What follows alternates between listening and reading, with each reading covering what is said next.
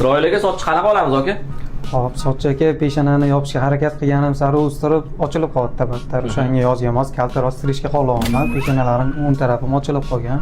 O'shani bilinmaydigan qilib yopadigan stil qilib bersangiz, xudo xolisa. O'ng tomoningiz ham ancha ochilib qolibdi. O'zi chapga qiynab taraganingiz sari o'zi siyraklashayotgan sochingiz yana ham siyraklashganda, uni xudo xolisa bilintirmay qilib berishga harakat qilaman. Pastroqqa sal yonroqqa tararadan yaqinlamiz, qalinroq qilamiz, cho'rkan, kaltaroq qilib.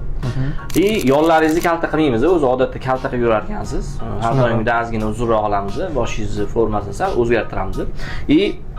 Orqani ham kalta qilar ekansiz. Orqani kalta qilib olmaymiz. Akantovkani uzunroq qoldirishga harakat qilaman. Bo'yningiz ingichkaroq ekan, o'sha yana ham bilinib qolmasligi uchun akantovkani uzunroq qilamiz.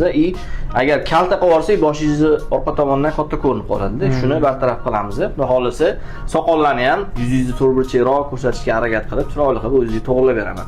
O'zgarishga tayyor bo'lsangiz, boshlaymiz aka. Hop, tayyormiz. Xo'p.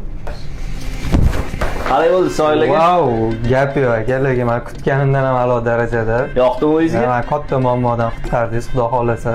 Soqolga yaxshi gap so'zi yo'q aka, lekin orqasi ham xudo xolisa keyingi safarigacha zo'r o'sib beradi. Bu ancha boyiga yetgan narsam, boshingizni tuzilishini ham ancha uskuylashtirdim. O'zingizga yoqqanidan xursandman. Salomat bo'ling aka. rahmat aka. Xo'p, sog' bo'ling.